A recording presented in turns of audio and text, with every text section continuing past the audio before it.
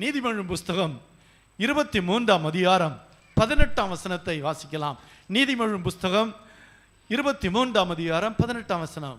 நிச்சயமாகவே முடிவு உண்டு, உன் நம்பிக்கை வீண் போகாது. நிச்சயமாகவே முடிவு உண்டு. நிச்சயமாகவே முடிவு உண்டு. நம்முடைய வாழ்க்கையின் எல்லா காரியங்களுக்கும் ஒரு முடிவு உண்டு. நீங்க யோசித்து பாருங்க, இரவு காலையிலே வெளிச்சமாக மாறாவிட்டால் எப்படி இருக்கும்? இரவில இருக்கிற வெளிச்சம் தொடர்ந்து இருளாவே இருந்து கொண்டிருந்தா வாழ்க்கை எப்படி இருக்கும்? உலகம் எப்படி இருக்கும்? பயங்கரமா இருக்கும், வாழவே முடியாது. அதே மாதிரி பகலாகவே இருந்து கொண்டிருக்கிறது, இரவு வரல அப்படின்னா வாழ முடியுமா? முடியாது. மழை பெய்யுது, பெஞ்சிட்டே இருக்குது, நிக்கலன்னு வச்சுக்குவோம், வாழ முடியுமா? முடியாது. வெயில் அடித்துக்கொண்டே இருக்கிறது, வெயிலே நிக்கல அப்படின்னா வாழ முடியுமா? முடியாது. எல்லாமே மாறி மாறி வரணும். அதுதான் இயற்கையின் நியதி. அது மாறும், நிச்சயமாக மாறும். அதைத்தான் இங்கே நாம் வாசிக்கிறோம். நிச்சயமாகவே முடிவு உண்டு, அதிலே சந்தேகமே இல்லை. 105ஆம் அதிகாரத்திலே யோசேப்பை குறித்து பார்க்கிறோம். யோசேப்பை குறித்து அந்த சங்கீதத்தில் 105ஆம் சங்கீதம் 17ஆம் வசனத்திலிருந்து வாசிக்கும் போது அங்கே சொல்லப்பட்டிருக்கிறது. 105ஆம் சங்கீதம் 17ஆம் வசனம். அவர்களுக்கு முன்னாலே ஒரு புருஷனை அனுப்பினார். யோசேப்பு சிறையாக விற்கப்பட்டான். யோசேப்பு சிறையாக விற்கப்பட்டான். எவ்வளவு வேதனையான காரியம்! யோசேப்பு சிறையாக விற்கப்பட்டான். அவன் கால்களை விலங்கு போட்டு ஒடுக்கினார்கள். அவனுடைய கால்களில் விலங்கு போட்டு என்ன செய்தார்கள்? ஒடுக்கினார்கள். சிறைச்சாலையில் போட்டாங்களா இல்லையா? சிறைச்சாலையில் போட்டு அவன் கால்களை விலங்கு போட்டு ஒடுக்கினார்கள். அவன் பிராணன் இரும்பில் அடைபட்டிருந்தது. அவன் பிராணன் அந்த இரும்பு கம்பிகளுக்குள்ளாக, அந்த இரும்பு சிறைக்குள்ளாக அவன் அடைக்கப்பட்டிருந்தான். கர்த்தர் சொன்ன வார்த்தை நிறைவேறும் அளவும், கர்த்தர் சொன்ன வார்த்தை நிறைவேறும் அளவும் அவருடைய வசனம் அவனை புடமிட்டது. ஹல்லேலூயா, ஹல்லேலூயா. விற்கப்பட்டான், விலங்கு போடப்பட்டான், அவனுடைய பிராணம் இரும்பிலே அடைபட்டிருந்தது. இது எது? கர்த்தர் சொன்ன வார்த்தை நிறைவேறும் அளவும் வசனம் அவனை புடமிட்டது. ஹல்லேலூயா. அப்படியானால் விற்கப்பட்டது சகோதரர்களாலே விற்கப்படவில்லை, அல்லது அவன் விலங்கு போடப்பட்டதும் போர்த்திபார்னாலே விலங்கு போடப்படவில்லை. அவன் பிராணன் இரும்பிலே விலங்கு போடப்பட்டிருந்ததும் அவனாலே அல்ல, கர்த்தருடைய வசனம். ஹல்லேலூயா. கர்த்தருடைய வசனம் அவனை புடமிட்டது. வாழ்க்கையிலே கர்த்தருடைய வசனம் நம்மை புடமிடும் நாட்கள் இருக்கிறது. ஹல்லேலூயா. நம் தேவனுடைய பிள்ளைகள், அவர் வேறு எதனாலே நம்மை புடமிடுவார்? கர்த்தருடைய வசனத்தினாலே நம்மை புடமிடுவார். ஹல்லேலூயா.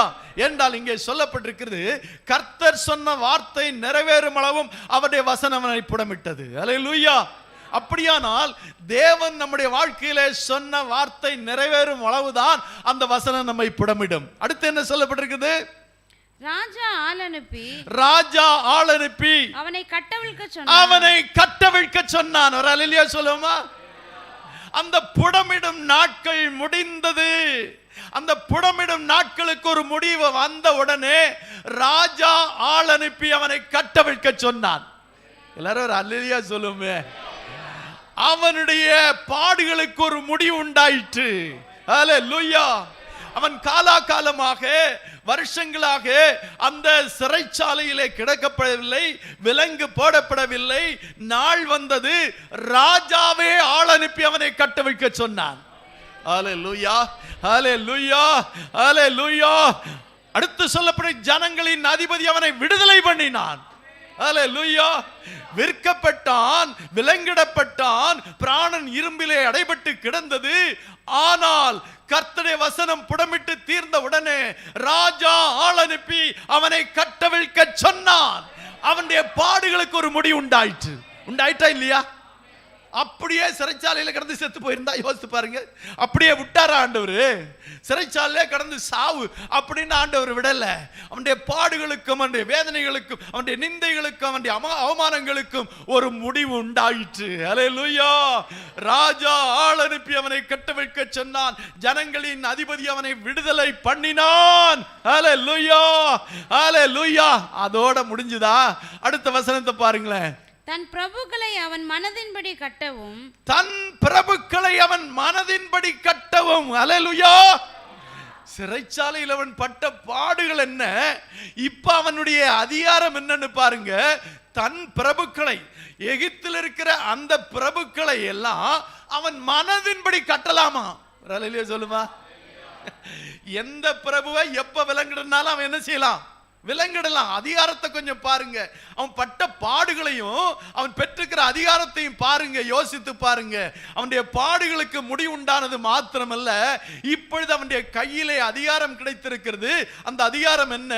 அந்த நாட்டின் பிரபுக்களை அவன் மனதின்படி நினைச்சா போதும். அவன் தப்பு பண்ணானோ பண்ணலையோ, அவன் பெரியவனோ சிறியவனோ, இந்த சின்ன பிரபுவோ பெரிய பிரபுவோ, அது யாரா இருந்தாலும் அந்த பிரபுக்களை எல்லாம் அவன் மனதின்படி கட்டலாம். கட்டுனா கட்டிடுவாங்க, விலங்கு போட்டுனா போட்டுருவாங்க. அடுத்து என்ன சொல்றதுக்கு?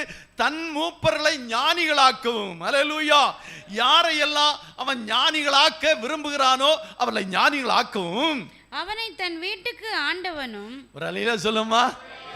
அந்த யோசேப்பை தன் வீட்டுக்கு ஆண்டவனும் தன் ஆஸ்திக்கெல்லாம் அதிபதியுமாக்கிறான். கையை தட்டுங்க.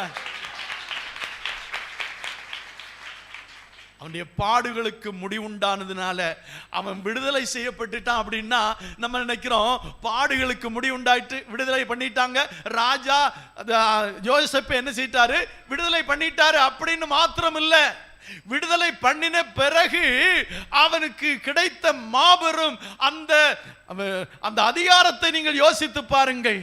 கர்த்தருடைய வசனம் நம்மை சில நாள் புடமிடும். நம்முடைய வாழ்க்கையில் யோசிப்பு போன்ற சில சூழ்நிலைகள் வரும். ஆனா அந்த குறிப்பிட்ட நாள் முடிந்தவுடனே, அந்த புடமிடும் நாட்கள் முடிந்தவுடனே நாம் விடுதலை செய்யப்படுவோம். அல்லேலூயா. ஒரு யோசித்து பாருங்க. ஒருவனுக்கு சிறு வயதிலே வந்த வியாதி அவனுடைய வாழ்நாளெல்லாம் இருந்து அந்த வியாதியில அவன் செத்து போனா எப்படி இருக்கும் யோசித்து பாருங்க. ஆனா அப்படி இல்லை. வியாதிகள் வருது, கர்த்தர் அதிலிருந்து விடுதலை தருகிறார். அல்லேலூயா. சிறைச்சாலையிலிருந்து விடுவிக்கிறார், அவனுடைய கட்டுகளிலிருந்து விடுவிக்கிறார். அல்லேலூயா, அல்லேலூயா. தன் மூப்பர்களை யாராக்கவும் ஆக்கவும். அவனை தன் வீட்டுக்கு ஆண்டவனும். அவனை தன் வீட்டுக்கு ஆண்டவன். பாருங்க, அடிமையாய் கிடந்த அவனை ராஜா தன்னுடைய வீட்டுக்கு ஆண்டவனாக்குகிறான், வீட்டுக்கு தலைவனாக்குகிறான். ஆண்டவன் என்றால் தலைவன் என்ற அர்த்தம். அல்லேலூயா.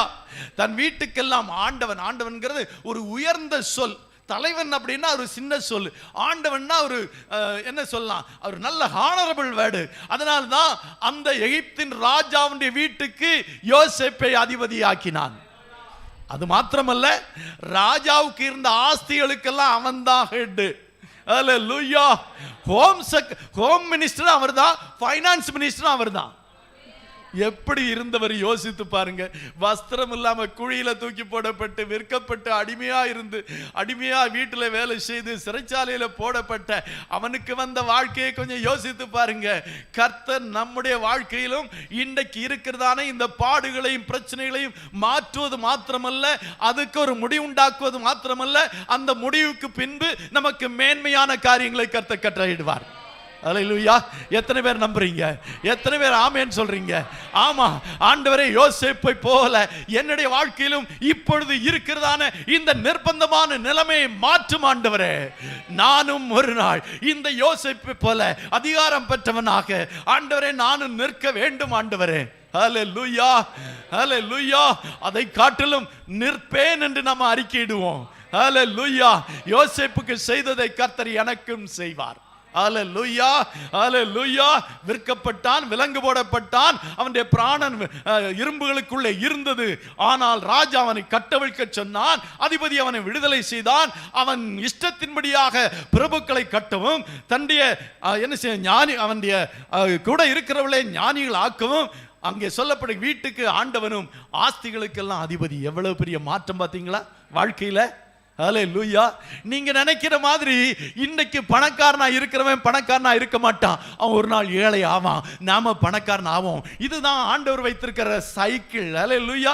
நீங்க யோசித்து பாருங்க, உங்களுக்கு தெரியாதா இருக்கலாம், மிகப்பெரிய பணக்காரன் மிகப்பெரிய ஏழையான சரித்திரங்கள் ஏராளம் இருக்கிறது. ஹல்லேலூயா.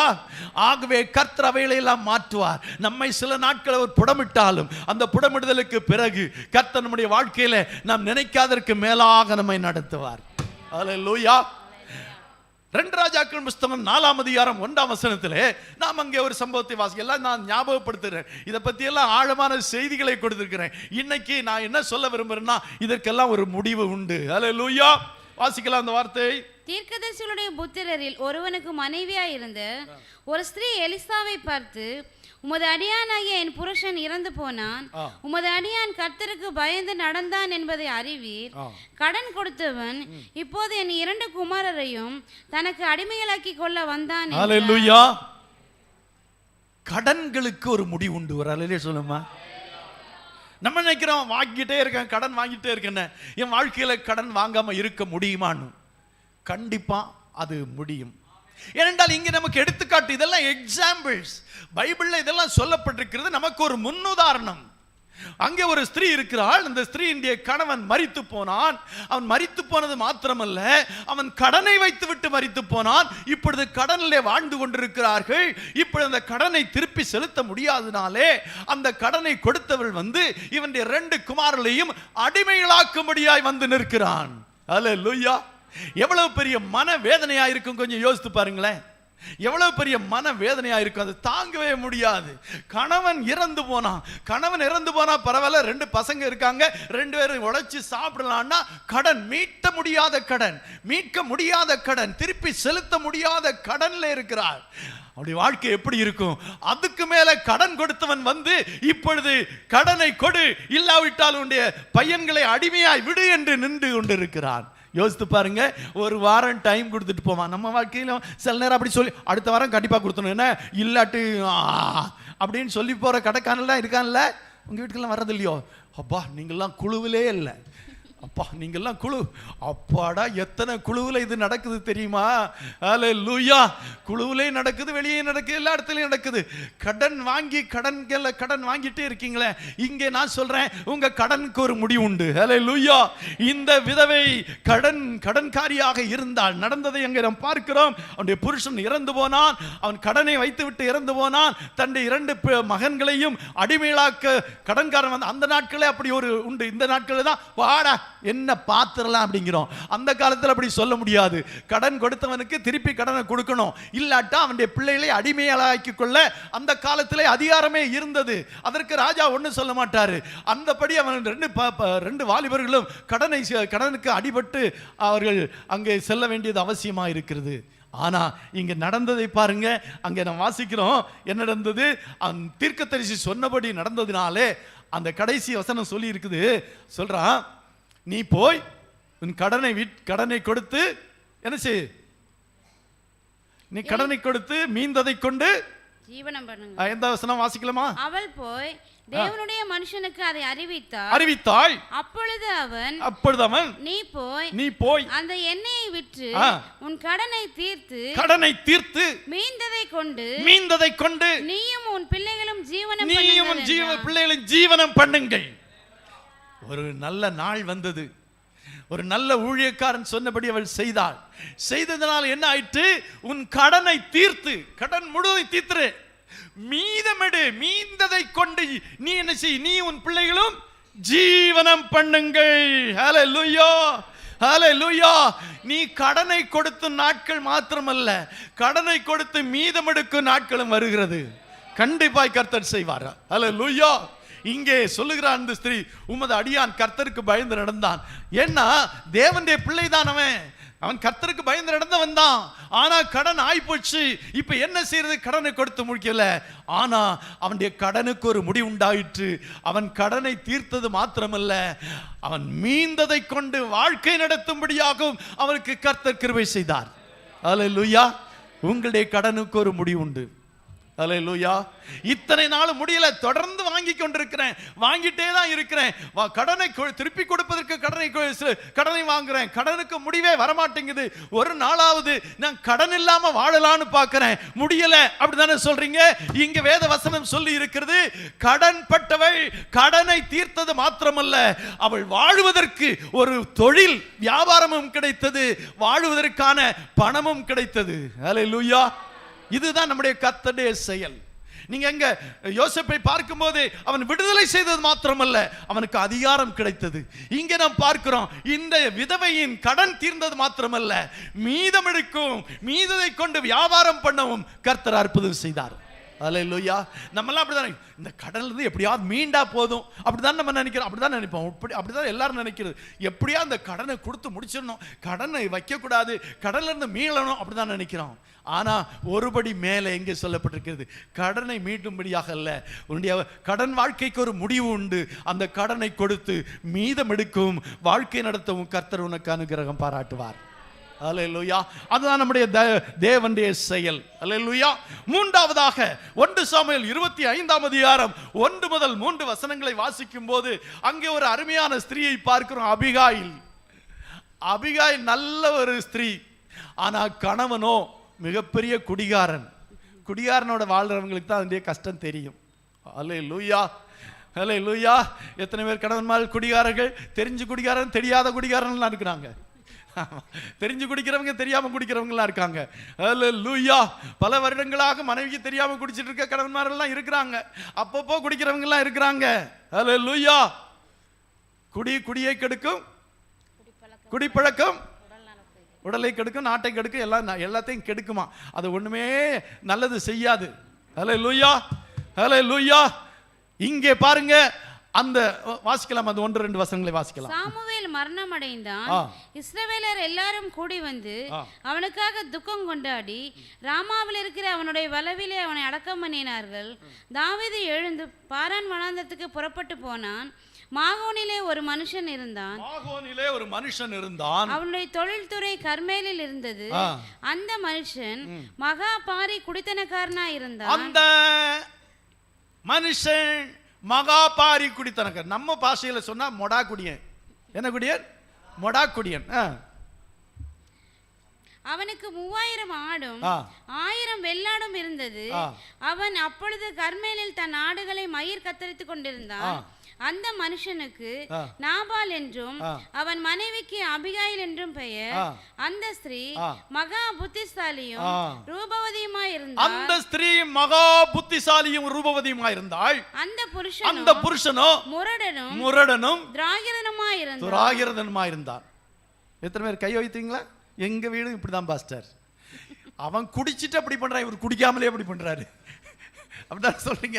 எங்க வீட்டுக்காரர் குடிக்க மாட்டாரு பாஸ்டர், ஆனா இவனை மாதிரி தான் செய்வாரு.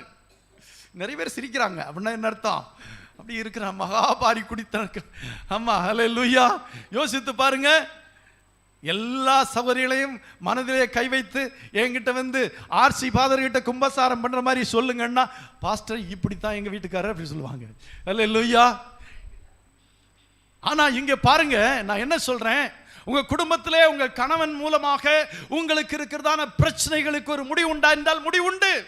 அல்லேலூயா. இந்த குடிகாரனுக்கு ஒரு முடிவு உண்டாயிற்று. அல்லேலூயா. அவன் மகாபாரி குடித்தனக்காரன், முரடன், துராகிரதன், தாவீதை பகைத்தான், ஒருவரும் அவனோடு பேசக்கூடாதவன். 25ஆம் அதிகாரம் 17ஆம் வசனத்திலே சொல்லப்பட்டிருக்கிறது, அவன் ஒருவரும் பேசக்கூடாத கூடாத பேலியாளின் மகன் என்று சொல்லப்படும் 25ஆம் அதிகாரத்தில். இப்போதும் நீ செய்ய வேண்டியதை கவனித்து பாரும். நம்முடைய எஜமான் மேலும் அவருடைய வீட்டார் யாவர் மேலும் நிச்சயமாய் ஒரு பொல்லாப்பு வருகிறதா இருக்கிறது. இவரோ ஒருவரும் தம்மோட பேசக்கூடாதபடிக்கு பேலியாளின் மகனாயிருக்கிறார். நம்முடைய அநேக கணவர்கள் இப்படிதான் இருக்கிறார், பேச முடியாதவர்கிட்ட பேசினா அவ்வளவுதான், சிங்கம் புலி தான். அப்புறம் வீட்டில் சிங்கம் புலி, இன்னைக்கு காட்டில் இருக்க புலியும் சிங்கம் எல்லாம் எங்க வந்துருச்சு? ஆமா, காட்டில் வாழ முடியாம வீட்டுக்குள்ள வந்துருச்சு. வீட்டுக்குள்ள வந்து கணவன் மனைவிக்குள்ள புகுந்து 2 பேரும் எப்படி இருக்கிறாங்க? ஆமா, சிங்கமும் புலியா இருக்கிறாங்க. அல்லேலூயா. இவங்கிட்ட யாருமே பேச முடியாது. நீங்க யோசித்து பாருங்க, இப்படிப்பட்ட சூழ்நிலைமையிலிருந்து அவளுக்கு ஒரு விடுதலை உண்டாயிற்று. நீங்கள் கீழே வாசித்து பார்க்கும்போது அங்கே 25ஆம் அதிகாரம் 40, 42 வசனங்களை எல்லாம் வாசிக்கும் போது இந்த அபிகாயிலுக்கு இந்த பிரச்சனையிலிருந்து ஒரு முடிவு உண்டாகி அவள் மிக பெரும் ஆசீர்வாதத்தை பெற்றால். அவள் சந்ததியிலே ஆண்டவராய் இயேசு கிறிஸ்து பிறந்தார். அல்லேலூயா, அல்லேலூயா. குடிகாரனோடு வாழ்கிற வாழ்க்கைக்கு ஒரு முடிவு உண்டு. முரடனோடு வாழ்கிற வாழ்க்கைக்கு ஒரு முடிவு உண்டு. துராகிரதனோடு வாழ்கிறவனுக்கு அந்த வாழ்க்கைக்கு ஒரு முடிவு உண்டு. இங்கே ஒருவன் அவனோடு பேச முடியாது, பேசக்கூடாதவனா இருக்கிறான் என்று சொல்லுகிற அந்த வாழ்க்கைக்கு ஒரு முடிவு உண்டு. அல்லேலூயா. இந்த முடிவை எத்தனை பேர் விரும்புறீங்க? அடேங்கப்பா, சொன்னா வீட்டில் போய் என்ன கிடைக்கும் அப்படின்னு நினைக்கிறீங்களா? அல்லேலூயா. மனசுல எப்படி இருக்குது? மனசுல இருக்கிறதெல்லாம் வெளியே சொல்லிட முடியுமா, காட்ட முடியுமா? யோசித்து பாருங்க. ஆனா இங்க வேதம் சொல்லி இருக்கிறது, அப்படிப்பட்ட வாழ்க்கைக்கும் ஒரு முடிவுண்டு. அல்லேலூயா, அல்லேலூயா. கர்த்தர் நிச்சயமாக அதற்கு ஒரு முடிவு வைத்திருந்தார். அந்த அவனுடைய வாழ்க்கையில அந்த அபிகாயில் என்கிற அந்த ஸ்திரீக்கு கர்த்தர் ஒரு நல்ல முடிவை வைத்து அவனிடத்திலிருந்து அவன் விடுதலை அடையும்படியாக கர்த்தர் உதவி செய்தார். ஹல்லேலூயா, ஹல்லேலூயா. யாத்ராமத்தின் புஸ்தகம் 14ஆம் அதிகாரம் 7ஆம் வசனத்தை வாசிக்கும் போது, யாத்ராமம் 14ஆம் அதிகாரம் 7ஆம் வசனத்திலே வாசிக்கிறோம். அங்கே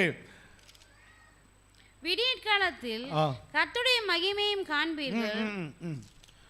14ஆம் அதிகாரம் 7ஆம் வசனம். பிரதானமான 600 ரதங்களையும் எகிப்தில் உள்ள மற்ற சகல ரதங்களையும் அவைகள் எல்லாவற்றிற்கும் அதிபதிகளான வீரரையும் கூட்டிக் கொண்டு போனான். இங்கே நான் இதை சுருக்கமாய் சொல்ல விரும்புகிறேன். இஸ்ரவேல் ஜனங்கள் எகிப்தை விட்டு புறப்பட்டார்கள், சந்தோஷமாய் புறப்பட்டார்கள். ஆட்டம் பாட்டம். விடுதலை என்ன சாதாரணமானதா? யோசித்து பாருங்க. அதுவும் 450 வருடம் என்னது அடிமைத்தனம். நம்ம இந்தியாவில் சில வருடங்கள் விடுதலை அடிமைத்தனமாக இருந்து விடுதலையானதே கொண்டாட்டமா, பயங்கரமான கொண்டாட்டம். இங்கே 450 வருடங்கள் அடிமைகளாய் வாழ்ந்த அந்த இஸ்ரவேல் ஜனங்களுக்கு ஒரு விடுதலை உண்டாயிற்று. அவள் ஆட்டம் பாட்டத்தோடு புறப்பட்டார்கள். புறப்பட்டு அவர்கள் சென்ற இடத்திலே அங்கே செங்கடல் இருந்தது. அல்லேலூயா சொல்லுவோம். அல்லேலூயா. பின்னாலே பார்வோன் துரத்தி கொண்டு வருகிறான். எல்லாரும் புலம்புகிறாங்க, ஐயோ நாங்கள் எகிப்திலேயே செத்திருப்போமே, அங்கே பிரேத கல்லறைகள் இல்லை என்றா எங்களை இந்த செங்கடலுக்கு கொண்டு வந்தீர்கள் என்று சொல்லி புலம்பிக் கொண்டே இருக்கிறார்கள். அல்லேலூயா. மிகப்பெரிய புலம்பல் அங்கே நடக்கிறது. அல்லேலூயா, அல்லேலூயா. ஆனால் சீக்கிரத்திலே அதற்கு ஒரு முடிவு உண்டாயிற்று. சீக்கிரத்திலே ஒரு முடிவு உண்டாயிற்று. அல்லேலூயா. என்ன முடிவு? யோசித்து பாருங்கள். அந்த பார்வோனுடைய ரதங்களும் பார்வோனும் அவனுடைய சேனை எல்லாம் செங்கடலிலே மூழ்கி போயின. அல்லேலூயா. துரத்தி கொண்டே வருகிறான் ஒருவன். உங்களுடைய வாழ்க்கையில யாரும் அப்படி துரத்திட்டே இருக்காங்களா? ஏதோ ஒரு காரணத்திற்காக உங்களை உண்டு இல்லைன்னு பண்ணிடுவேன் அப்படின்னு துரத்தி கொண்டே இருக்கிறாங்களா? அல்லது உங்களை பத்தி உண்டு இல்லைன்னு சொல்லுவேன் அப்படின்னு சொல்லி உங்கள் பின்னாலேயே இருக்கிறார்களா? யோசித்து பாருங்கள். கர்த்தர் அதற்கு ஒரு முடிவை உண்டு பண்ணுவார். ஆண்டவர் சொன்னார் பாருங்க, இன்று காண்கிற எகிப்தியனை இனி நீ காணப்போவதில்லை. என்னது? இன்று காண்கிற எகிப்தியனை என்ன செய்யறதில்லை, இனி காணப்போவதில்லை என்றார். ஆமா, அன்றைக்கு பார்த்த எகிப்தியன் தான். அதுக்கு பிறகு இஸ்ரவேல் ஜனங்கள் அவளை பார்க்கவே இல்லை. அதற்கு ஒரு முடிவு உண்டாயிற்று. அல்லேலூயா, அல்லேலூயா. 1 சாமுவேல் புஸ்தகம் 17ஆம் அதிகாரம் 1ஆம் வசனத்திலிருந்து நாம் வாசிக்கும் போது அங்கே ஒரு சம்பவத்தை பார்க்கிறோம். அங்கே 1ஆம் அதிகாரம் 17ஆம் அதிகாரம் 1ஆம் வசனத்தை மாத்திரம் வாசிக்கலாம். பெலிஸ்தர் யுத்தம் பண்ணுகிறதற்கு தங்கள் சேனைகளை சேர்த்து யூதாவில் உள்ள சோக்கோவிலே ஒருமித்து கூடி சோக்கோவுக்கும் அசெக்காவுக்கும் நடுவே இருக்கிற எபெஸ்தமிலே பாளையம் இறங்கினார்கள். சவுலும் 4ஆம் வசனத்தை வாசிக்கலாம். அப்பொழுது காத் ஊரானாகிய கோலியாத் என்னும் பேருள்ள ஒரு வீரன் பெலிஸ்தரின் பாளையத்திலிருந்து புறப்பட்டு வந்து நடுவே நிற்பான். அவன் உயரம் 6 முழமும் ஒரு ஜானும். கீழே நாம் வாசிக்கிறோம், அவனுடைய தலையின் மேல் வெண்கல சீரா, அவனுடைய போர்க்கவசம் 5000 சேக்கல், கால்களிலே வெண்கல கவசம், தோள்களின் மேல் வெண்கல கேடயம், அவனுடைய ஈட்டி தாங்கு மிக பெரியதாய் இருந்தது. ஒவ்வொருவராய் வா என்று சொல்லிக் கொண்டே இருக்கிறான். அனுதினமும் இப்படி சொல்லிட்டே இருக்கிறான். பார்க்கிறதுக்கே பயம். யாருமே அப்படிப்பட்ட மனுஷனை பார்க்க முடியாது. அவ்வளவு பெரிய மனுஷனாய் இருக்கிறான். யோசித்து பாருங்க. அல்லேலூயா. அவன் வந்து சொல்றான், ஒவ்வொருத்தனா வந்து பாரு, நீ என்ன ஜெயிச்சா நாங்கள் உங்களுக்கு அடிமை, ஆனா நான் ஜெயிச்சா நீங்கள் எல்லாம் உங்கள் தேசம் எங்களுக்கு அடிமை என்று தினமும் வந்து சொல்லி கொண்டிருக்கிறான். அல்லேலூயா. அடிமைப்படுத்தும்படியாக எப்படி எல்லாம் பேசிக்கொண்டு மிகப்பெரிய கொடூரமான மனிதர்கள் எல்லாம் இருக்கலாம் நமக்கு எதிராக. அல்லேலூயா. வந்து பார் சொல்லையா, நீ வா பார்த்துக்கிறேன். நம்ம பாஷையில் சொன்னா அப்படிதான், நான் பார்த்துக்கிறேன் இரு, நான் வா பார்த்துக்கிறேன் அப்படின்னு சொல்றவங்க எல்லாம் இருக்கலாம். ஒரு சூழ்நிலைமையில இப்படிப்பட்ட சூழ்நிலைமையெல்லாம் நம்ம சந்திக்க வேண்டிய இருக்கலாம். ஆனா ஒரு நாளிலே அதற்கு முடிவு உண்டாயிற்று. நம்ம சின்ன தாவீது அங்கே வந்தார். அல்லேலூயா, அல்லேலூயா. நம்ம சின்ன தாவீது வந்த உடனே அந்த கர்ச்சிக்கிற கோலியாத்தின் அந்த கொக்கரிப்புக்கு முடிவு உண்டாயிற்று. அல்லேலூயா, அல்லேலூயா. சின்ன தாவீது ஒரே கூழாங்கல் கோலியாத்தை வீழ்த்தினான். அல்லேலூயா. எதிரிண்டை மிரட்டுதலுக்கு ஒரு முடிவு உண்டு. அல்லேலூயா. பயப்படாதீங்க. உங்களுக்கு எதிரிகள் அப்படி மிரட்டி கொண்டிருக்கலாம், மிரட்டலாம், ஆனா அதற்கு ஒரு முடிவு உண்டு. அல்லேலூயா. காலாகாலமாக அவனால் அப்படி சொல்லிக் கொண்டிருக்க முடியல. ஒரு நாளிலே ஆண்டவர் யோசேப்பை தாவீதை அங்கே அனுப்பினார். அந்த கோலியாத்தின் அந்த கொக்கரிப்புக்கு ஒரு முடிவு உண்டாயிற்று. எதிரிகளின் எல்லா தாக்குதல்களுக்கும், எதிரிகளுடைய எல்லா வார்த்தைகளுக்கும், எதிரியுடைய போராட்டங்களுக்கும் ஒரு முடிவு உண்டாகும் தேவனுடைய பிள்ளைகளே. அல்லேலூயா. இப்போ உங்களுக்கு எதிரிகள் இல்லாம இருக்கலாம், வரும் நாட்களில் எதிரிகள் உண்டாகலாம், ஆனா நீங்க அதுக்கு பார்த்து பயப்படக்கூடாது. அவனுடைய ஒவ்வொரு வார்த்தைக்கும் முடிவு உண்டு. அல்லேலூயா. அங்கே ஒரே கல்லிலே அந்த கோலியாத் குப்புற விழுந்தான். தாவீது சென்று அவன் மேல் ஏறி அவனுடைய பட்டயத்தை எடுத்து அவனுடைய தலையை வெட்டி போட்டான். அல்லேலூயா, அல்லேலூயா. ஆமா, கர்த்தர் உங்களுடைய எதிரிகளின் பட்டயத்தை கொண்டே எதிரிகளை முறியடிப்பார். உங்களுடைய கரங்களில் இருக்கிற சிறிய ஜெபம், சிறிய தேவனுடைய வார்த்தை அல்லது சிறிய காரியங்களை கொண்டு எதிரிகளை முறியடிப்பார். அல்லேலூயா, அல்லேலூயா, அல்லேலூயா. அடுத்தபடியாக நம்ம எல்லாம் சொல்றோம், இது என்ன பொழப்பு, பிச்சைக்கார பொழப்பு சொல்றாங்களே, பிச்சைக்கார பொழப்பா இருக்கு இந்த பொழப்பு. நம்ம சொல்லாட்டும் நம்மளை பத்தி மற்றவங்க சொல்லுவாங்க, இப்படி பிச்சைக்கார பொழப்பா இருக்குன்னு சொல்லி. நான் சொல்றேன், அந்த பிச்சைக்கார பொழப்புக்கு கூட ஒரு முடிவு உண்டு. அல்லேலூயா. அப்போஸ்தலர்கள் 3ஆம் அதிகாரம் 1ஆம் வசனத்தை வாசிக்கலாம். அப்போஸ்தலர்கள் 3ஆம் அதிகாரம் 1ஆம் வசனத்திலே, ஜெபவேளையாகிய 9ஆம் மணி நேரத்திலே பேதுருவும் யோவானும் தேவாலயத்துக்கு போனார்கள். பேதுருவும் யோவானும் தேவாலயத்துக்கு போனார்கள். அப்பொழுது தன் தாயின் வயிற்றிலிருந்து சப்பானியாய் பிறந்த ஒரு மனுஷனை சுமந்து கொண்டு வந்தார்கள். தன் தாயின் வயிற்றிலிருந்து சப்பானியாய் பிறந்த ஒரு மனுஷனை என்ன செய்து கொண்டு வந்தார்கள்? சுமந்து கொண்டு வந்தார்கள். தேவாலயத்திலே பிரவேசிக்கிறவர்களிடத்தில் பிச்சை கேட்கும்படி நாடோறும் அவனை அலங்கார வாசல் எண்ணப்பட்ட தேவாலய வாசலண்டையிலே வைப்பார்கள். அல்லேலூயா. இதுதான் பிச்சைக்கார பொழப்புன்னு சொன்னேன்.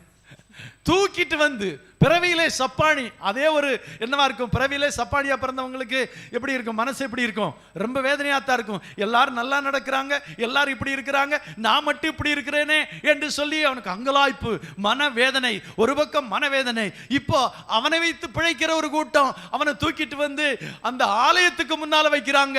ஆலயத்துக்கு வர்றவங்க எல்லாம் அவனை பார்க்கிறாங்க. அவர்களிடத்திலிருந்து அவன் பிச்சை பெற்றுக் கொள்ளுகிறான். அல்லேலூயா. யோசித்து பாருங்க, நாடோறு அவனை அந்த அலங்கார வாசப்பட்ட தேவாலய வாசல் என்றே வைப்பார்கள். ஆலயத்துக்கு நல்ல பேரு தான், ஆலயத்துக்கு அலங்கார வாசல் எல்லாம் இருக்கு, ஆனா இவன் உள்ள போக முடியாது. இவன் தினம் வெளியே இருந்து பிச்சை கேட்டுக்கொண்டே இருக்கிறான். வாசிக்கலாம் கீழே. தேவாலயத்திலே பிரவேசிக்க போகிற பேதுருவும் யோவானையும் அவன் கண்டு பிச்சை கேட்டான். பேதுருவும் யோவானும் அவனை உற்று பார்த்து, எங்களை நோக்கிப்பார் என்றார்கள். அவன் அவர்களிடத்தில் ஏதாகிலும் கிடைக்கும் என்று எண்ணி அவர்களை நோக்கி பார்த்தான். அப்பொழுது பேதுரு, வெள்ளியும் பொன்னும் என்னிடத்தில் இல்லை, என்னிடத்தில் உள்ளதை உனக்கு தருகிறேன், நசரேயனாகிய இயேசு கிறிஸ்துவின் நாமத்தினாலே நீ எழுந்து நட என்று சொல்லி வலது கையினால் அவனை பிடித்து தூக்கிவிட்டான். உடனே அவனுடைய கால்களும் கரடுகளும் பலன் கொண்டது. அல்லேலூயா. கீழே வாசிக்கலாம். அவன் குதித்து எழுந்து நின்று நடந்து குதித்து தேவனை துதித்துக் கொண்டே அவருடனே கூட தேவாலயத்திற்குள் தேவாலயத்துக்குள் பிரவேசித்தான். ஹல்லேலூயா. வியாதி நீங்கிறது என்பதை காட்டிலும் அவனுடைய பிச்சை எடுக்கிற ஒரு நிலைமைக்கு மாற்றம் உண்டாயிட்டு. இனி அவன் பிச்சை எடுப்பானா? யோசித்து பாருங்க. இப்ப அவன் நல்லாயிட்டான், எழுந்து நின்று குதிச்சு நடக்கிறான். இனி அவனை யாராவது பிச்சை போடுவாங்களா? பிச்சைக்கு அவன் உட்கார்ந்து இருப்பானா? யோசித்து பாருங்க. அதாவது பிச்சை எடுக்கிற பொழப்புக்கு ஒரு முடிவு உண்டாயிட்டு. அதுதான் நான் சொன்னேன். பிச்சைக்காரன் பிச்சை எடுத்துக் கொண்டிருந்தான். ஆனால் ஒரு நாளிலே அவன் பிச்சை எடுக்கும் அந்த நிலைமைக்கு ஒரு முடிவு உண்டாயிற்று. ஹல்லேலூயா, ஹல்லேலூயா. அருமையான தேவனுடைய பிள்ளைகளே, நம்முடைய தேவன் இவ்விதமாக எல்லா நிலைமைகளையும் மாற்றுகிற தேவனாயிருக்கிறார். ஹல்லேலூயா, ஹல்லேலூயா. இப்பொழுது எனக்கு அது ரொம்ப பிடிக்கும். அவன் குதித்து எழுந்து நின்று நடந்து குதித்து, அப்படின்னா அவன் நிற்கவே இல்லை, குதிச்சுட்டே இருக்கான், நடக்கிறான், குதிக்கிறான். எப்படி இருக்கும் யோசித்து பாருங்க. அவனுக்கு பிறவியிலே சப்பானியாய் பிறந்தவர் இப்பொழுது எழுந்து நின்று நடந்து குதித்து, அப்பா, அவன் துதித்து கொண்டே அவளுடனே தேவாலயத்திற்குள் பிரவேசித்தான். ஹல்லேலூயா. இந்த பிச்சைக்கார பிழப்புக்கும் ஒரு முடிவு உண்டாயிற்று என்று சொல்லத்தக்கதாக அவனுடைய பிச்சை எடுக்க நிலைமை கூட மாறிட்டு. ஹல்லேலூயா. ஒருவேளை நம்ம பிச்சை எடுக்காம இருக்கலாம், ஆனா அநேக காரியங்கள்ல நம்மை மற்றவங்க இப்படித்தான் சொல்லலாம். நம்ம கூட அநேக வேளையில கடன்களை வாங்கும் போது, நெருக்கங்கள் வரும்போது, அல்லது அநேக இடத்துல போய் கேட்கணும்னு நினைக்கும் போது, இது பிச்சைக்கார பிழப்புன்னு தான் நம்ம நினைப்போம். அப்படித்தான் நம்முடைய மனைவியும் சொல்லியிருப்பாங்க, அல்லது நம்முடைய உறவினர்கள் கூட சொல்லியிருப்பாங்க, அவன் பிழப்பு பிச்சைக்கார பிழப்புன்னு. ஆனா நான் சொல்றேன், இதுக்கெல்லாம் ஒரு முடிவு உண்டாகும், கண்டிப்பாக முடிவு உண்டாகும். என்றால் இங்கே இந்த மனிதனுடைய வாழ்க்கையிலே ஒரு முடிவு உண்டாயிற்று. அல்லேலூயா. லூக்காவின் சுவிசேஷம் 8ஆம் அதிகாரத்திலே அங்கே 43ஆம் வசனத்திலே வாசிக்கும் போது, அங்கே 12 வருடமாய் பெரும்பாடுள்ள ஒரு ஸ்திரீயை பார்க்கிறோம். அல்லேலூயா, அல்லேலூயா. அங்கே பெரும்பாடுள்ள ஒரு ஸ்திரீயை நாம் அங்கே பார்க்கிறோம். வாசிக்கலாம். 8:43. 12 வருஷமாய் பெரும்பாடுள்ளவளாய் இருந்து தன் ஆஸ்திகளை எல்லாம் வைத்தியர்களுக்கு செலவழித்தும் ஒருவனாகிலும் சுஸ்தமாக்க கூடாது இருந்த ஒரு ஸ்திரீ அவருக்கு பின்னாக வந்து அவருடைய வஸ்திரத்தின் ஓரத்தை தொட்டால் உடனே அவளுடைய பெரும்பாடு நின்று போயிற்று. ஹல்லேலூயா, ஹல்லேலூயா. 12 வருடமாய் பெரும்பாடுள்ள அந்த ஸ்திரீ இப்பொழுது அவருடைய வஸ்திரத்தின் ஓரத்தை தொட்ட உடனே அவருடைய பெரும்பாடு நின்று போயிட்டு. ஹல்லேலூயா, ஹல்லேலூயா. அவளுடைய வாழ்க்கை எப்படியாக இருந்தது அங்கே பார்க்கும்போது சொல்லப்பட்டிருக்கிறது. 8ஆம் அதிகாரம் 43ஆம் வசனத்திலே, ஆஸ்திகள் எல்லாம் செலவழித்தும் ஒருவனால் சொஸ்தமாக்கப்பட முடியாது இருந்தது. ஹல்லேலூயா. ஆஸ்திகளை எல்லாம் வைத்தியர்களுக்கு செலவழித்தும் ஒருவனாலும் சொஸ்தமாக்கப்படாதிருந்த ஸ்திரீ என்று அந்த ஸ்திரீக்கு பெயர் கொடுக்கப்பட்டிருக்கிறது. ஹல்லேலூயா. ஆஸ்திகளை எல்லாம் செலவழித்தும் ஒருவனாலும் சொத்தமாக்கப்படாதிருந்த அந்த ஸ்திரீ என்று சொல்லப்பட்டிருக்கிறது. மார்க்கு சுவிசேஷம் 5ஆம் அதிகாரம் 26 வாசிக்கும் போது, அங்கே அநேக வைத்தியர்களால் அவள் மிகவும் வருத்தம் அடைந்தாள், ஆகிலும் சற்றாகிலும் குணமடையாமல் அதிக வருத்தம் அடைந்தாள் என்று சொல்லப்பட்டிருக்கிறது. வாசிக்கலாம். 26ஆம் வசனம். 12 வருஷமாய் பெரும்பாடுள்ள ஒரு ஸ்திரீ அநேக வைத்தியர்களால் மிகவும் வருத்தப்பட்டு தனக்கு உண்டானவைகள் எல்லாம் செலவழித்தும் சற்றாகிலும் குணமடையாமல் அதிக வருத்தப்படுகிற பொழுது, ஹல்லேலூயா, ஹல்லேலூயா. அநேக வைத்தியர்களால் வருத்தம், தனக்கு உண்டானவைகளை எல்லாம் செலவழித்தாள், சற்றாகிலும் கொஞ்சம் கூட குணமாகாமல் இருந்தது. ஹல்லேலூயா, ஹல்லேலூயா. அவளுக்கு நடந்தது 5ஆம் அதிகாரம் 29ஆம் வசனத்தை வாசிக்கிறோம். உடனே அவளுடைய உதிரத்தின் ஊறல் நின்று போயிற்று. அந்த வேதனை நீங்கி ஆரோக்கியம் அடைந்ததை அவள் தன் சரீரத்தில் உணர்ந்தாள். உடனே இயேசு தம்மிலிருந்து வல்லமை புறப்பட்டது. இங்க பாருங்க, உடனே அவளுடைய உதிரத்தின் ஊறல் நின்று போயிற்று. அந்த வேதனை நீங்கி என்ன செய்தாள்? ஆரோக்கியம் அடைந்தாள். அருமையான தேவனுடைய பிள்ளைகளே, வியாதிகளுக்கும் முடிவுண்டு, நம்முடைய வியாதிகளுக்கும் முடிவுண்டு. இன்றைக்கு நம்ம பல வியாதிகளை, ஒருவேளை சில வருடங்களாகவே அந்த வியாதி நமக்கு இருக்கலாம். ஆனா ஒன்றை புரிந்து கொள்ளுங்கள், அந்த வேதனைக்கும் விடுதலை உண்டு, அந்த வியாதிக்கும் ஒரு முடிவு உண்டு. ஹல்லேலூயா, ஹல்லேலூயா. எனக்கு கையில் ஒரு வேதனை, அந்த கையில் வேதனைக்காக என்ன செய்யலாம் நெட்டில் பார்த்துட்டே இருந்தான். அந்த நெட்டில் பார்த்துட்டே இருக்கும்போது ஒரு டாக்டர் எப்படி சொன்னார், இந்த வியாதி ஒரு 1.5 வருடம் இப்படியே இருக்கும், அந்த 1.5 வருடத்துக்கு பிறகு நீங்கள் ட்ரீட்மெண்ட் எடுக்காட்டாலும் சரியாயிரும்னு சொன்னார். நான் அந்த 1.5 வருடத்துக்காக காத்து கொண்டிருக்கிறேன். ஹல்லேலூயா. நம்முடைய வியாதிக்கு ஒரு விடுதலை இருந்தது. டாக்டர் சொன்ன எனக்கு ஆச்சரியமா இருந்தது. நீங்க ட்ரீட்மெண்ட் என்னென்ன ட்ரீட்மெண்ட் எடுக்கணும், அந்த வேதனை நீக்கணும்னா இந்த மாதிரி பிசியோதெரபி பண்ணணும், இந்த மாதிரி ஒரு சின்ன ஆப்ரேஷன் பண்ணணும், அப்போ அது சரியாயிடும். ஆனா ஒரு 1.5 வருடம் ஆகும்போது அது தானாகவே நின்றுன்னு சொன்னார். ஹல்லேலூயா. அப்படின்னா என்ன, எல்லா வியாதிகளுக்கும் ஒரு முடிவு உண்டு சொல்லுவாங்க. இந்த ஃபாரின் கண்ட்ரீஸ்லாம் போனீங்கன்னா, உங்கள் சளிக்கு போனீங்கன்னா அவங்க மாத்திரையே கொடுக்க மாட்டாங்க. ஒரு 7 நாள் அப்படியே இருங்க சரியாக போயிருந்துருவாங்க, மாத்திரையே கொடுக்க மாட்டாங்க. நம்ம தான் துவங்கின உடனே அப்படின்ன உடனே எங்கே இருப்போம், டாக்டர் இருப்போம். டாக்டர் என்ன கொடுப்பாரு, அதற்கு ஒரு பொட்டலை மருந்து கொடுப்பாரு. ஐயோ, அதை சாப்பிட்டு முடியறதுக்குள்ள அந்த என்ன போயிடும், அந்த ஆமாம் சளியெல்லாம் போயிடும். எப்படி போயிடும் தெரியாது, தானாக போயிருக்கும். ஆனால் மருந்து சாப்பிட்டுருப்போம். யோசித்து பாருங்க, வியாதிகளுக்கு ஒரு முடிவு உண்டு. ஆனால் இங்கே இவளுடைய வியாதி நீங்கிறது அப்படி நீங்கவில்லை. 12 வருடமாக இருந்த வியாதியை இயேசு ஒரு நொடிப்பொழுதிலே குணமாக்கினார். அவளுடைய வியாதிக்கும் ஒரு முடிவு உண்டு. அல்லேலூயா. அவருடைய வியாதிக்கு ஒரு முடிவு உண்டாயிற்று. கடைசியாக ஒன்றை சொல்ல விரும்புகிறேன். அல்லேலூயா.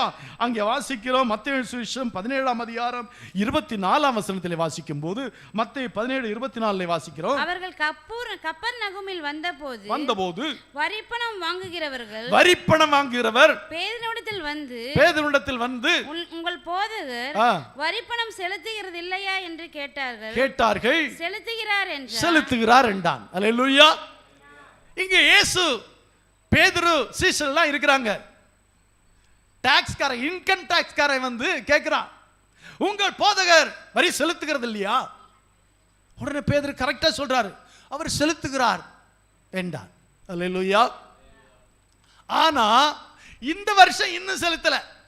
அதாவது இந்த டியூ இன்னும் கட்டல. நம்ம சில வேளையில டியூ கட்ட முடியாம ஆகுறது இல்ல. சில டியூ கட்ட முடியல, வீட்டு கடன், வண்டி கடன், ஏதோ வாங்கின கடன், டியூ கட்ட முடியல. அதே மாதிரி தான் இங்க கட்ட முடியாம இல்ல, வரி செலுத்துகிறார் என்று சொன்னால் இந்த வருஷம் வரி செலுத்தல. உடனே என்ன நடக்குது? 25ஆம் வசனத்தை வாசிக்கலாம். அவன் வீட்டிற்குள் வந்தபோது அவன் பேசுகிறதுக்கு முன்னமே இயேசு அவனை நோக்கி, சீமோனே, உனக்கு எப்படி தோன்றுகிறது? பூமியின் ராஜாக்கள் தீர்வையும் வரியையும் தங்கள் பிள்ளைகளிடத்திலோ அந்நியரிடத்திலோ யாரிடத்தில் வாங்குகிறார்கள் என்று கேட்டார். அடுத்த வசனம். அதற்கு பேதுரு, அந்நியரிடத்தில் வாங்குகிறார்கள் என்றான். இயேசு அவனை நோக்கி, அப்படியானால் பிள்ளைகள் அதை செலுத்த வேண்டுவதில்லையே, ஆகிலும் நாம் அவர்களுக்கு இடரலா இராதபடிக்கு நீ கடலுக்கு போய் தூண்டில் போட்டு முதலாவது அகப்படுகிற மீனை பிடித்து அதன் வாயை திறந்து பார். ஒரு வெள்ளி பணத்தை காண்பாய். அதை எடுத்து எனக்காகவும் உனக்காகவும் அவளிடத்தில் கொடுனார். அரலே சொல்லுமா, ஆச்சரியமா இருக்கு. இதை வாசிக்கும் போது ஆச்சரியமா இருக்குது. போன வருஷம் டாக்ஸ் கட்டிட்டாரு இயேசு, இந்த வருஷம் என்ன கட்டல, டாக்ஸ் கட்டல. இப்ப பேதுரு உள்ள போறாரு. பேதுரு உள்ள போன உடனே அவன் பேசுறதுக்கு முன்னே ஆண்டவர் சொல்லிட்டாரு, நீ போய் தூண்டில் போட்டு என்ன செய்ய, ஒரு மீனை பிடி. முதலாவது அகப்படுகிற மீன் வயிற்றுல என்ன இருக்கும், வாயில என்ன இருக்கும், வாயில வெள்ளிக்காசு இருக்கும், வயிற்றுல இல்லை. யோசித்து பாருங்க. அப்படின்னா முழுங்க முடியாத ஒரு பெரிய வெள்ளிக்காசு. முழுங்க முடிஞ்சா முழுங்கிருக்குமா இல்லையா? அது யோனாவே முழுங்குற மீன். அப்ப யோசித்து பாருங்க. இப்போ இந்த மீன், அந்த மீனின் வாயில என்ன இருக்கு, வெள்ளிக்காசு இருக்குது. அல்லேலூயா, அல்லேலூயா. அதை எடுத்து அருமையா சொன்னாரு. இவன் வந்தது ஆண்டவருடைய டாக்ஸ் வாங்குறதுக்கு தான், பேதுருடைய டாக்ஸ் வாங்குறதுக்கு இல்ல. இப்ப ஆண்டவர் என்ன அற்புதம் செஞ்சார் தெரியுமா? இந்த வெள்ளிக்காசை கொண்டு போய் உனக்கும் எனக்கும் கட்டுங்கிறார். அல்லேலூயா. அதாவது உங்களுடைய டியூ கட்டுறதுக்கும் ஆண்டவருடைய தசமாவும் கொடுக்குற அளவுக்கு ஆண்டவர் கொடுப்பாரு. அல்லேலூயா, அல்லேலூயா, அல்லேலூயா. ஆண்டவர் பெரியவருங்க. எனக்கு அதை வாசித்த போது தான் ரொம்ப இதா இருந்தது. மீனின் வாயில வெள்ளிக்காசு, சரி எல்லாம் இருந்தது, கரெக்ட். அப்போ சொல்றாரு, நீ எடுத்து கொடு, எனக்கு கொடு அப்படின்னு சொல்லல, உனக்கும் எனக்கும் கொடுங்கிறாரு. அல்லேலூயா. அருமையான தேவனுடைய பிள்ளைகளே, நாம சில வேளையில சில டியூ கட்ட முடியாம, சில கடனை கட்ட முடியாம முழித்து கொண்டு இருக்கிறோம். என்ன செய்யறதுன்னு அறியாம இருக்கிறோம்ல. ஆண்டவர் அதற்கும் ஒரு முடிவு உண்டு பண்ணுவார். நம்முடைய திண்டாட்டத்துக்கு ஒரு முடிவு உண்டு பண்ணுவார். நம்முடைய தேவைகளை சந்திக்க ஆண்டவர் ஒரு முடிவு பண்ணுவார். அல்லேலூயா. அதற்காக ஏற்கனவே மீனின் வயிற்றில் வெள்ளிக்காசை ரெடியா வச்சிருக்கிறாரு. அல்லேலூயா. ஆண்டவருடைய வார்த்தைக்கு கீழ்ப்படியும் போது அது உங்கள் தேவைக்கும் ஆண்டவருடைய தேவைக்கும் போதுமானதா இருக்கும். அல்லேலூயா. ஆண்டவருக்கு இப்போ அதை எடுத்து தனக்கு மட்டும் வரி கட்டிட்டு விட்டுறாதன்னு ஆண்டவர் சொன்னார். ஏய், எடுத்துட்டு போய் உனக்கு மட்டும் வரி கட்டுறாத, எனக்கு கொடுக்க வேண்டியதை கொடுனாரு. அல்லேலூயா. நம்ம அதே வேளையில் நமக்கு மட்டும் வச்சுக்கிறோம். ஆண்டவர் கொடுக்கறத, ஆமா ஆண்டவர் கொடுத்தாரு, ஆண்டவர் சாப்பிட கொடுத்தாரு, ஆண்டவர் ட்ரெஸ் கொடுத்தாரு, அதை கொடுத்தாரு, இதை கொடுத்தாரு, இதை கொடுத்தாரு, அதை கொடுத்தாரு. ஆண்டவர் எதுக்கு கொடுத்தாரு? உனக்கு மட்டும் இல்லை, ஆண்டவர் கொடுக்கறதும் கொடுத்தாரு. அல்லேலூயா. நமக்கு கொடுக்கிற ஒவ்வொன்றிலும் ஆண்டவருக்கு ஒரு பங்கு உண்டு. அதைத்தான் ஆண்டவர் சொல்றாரு, உனக்கும் கொடு எனக்கும் கொடு. எனக்கு மட்டும் எல்லாம் கொடுத்துருன்னு ஆண்டவர் சொல்லலை, உனக்கும் எனக்கும், உனக்கும் எனக்கு. சொல்லுங்க, உனக்கும். அல்லேலூயா. ஆண்டவரே உங்களுக்கு எங்களுக்கு எனக்கும் தான். எனக்கு மட்டும் இல்லை, நீங்க கொடுக்கிற எது எனக்கு மட்டும் இல்லை. என்னுடைய வாழ்க்கையின் அந்த பிரச்சனைக்கு முடிவுண்டாக நீர் கொடுக்கிற அந்த பணமும் உமக்கும் எனக்கும் உரியது. அல்லேலூயா. அல்லேலூயா. இன்றைக்கு கேட்ட இந்த செய்தியின் சாரம் என்னவென்றால், நம்முடைய எல்லா பிரச்சனைகளுக்கும் ஒரு முடிவு உண்டு.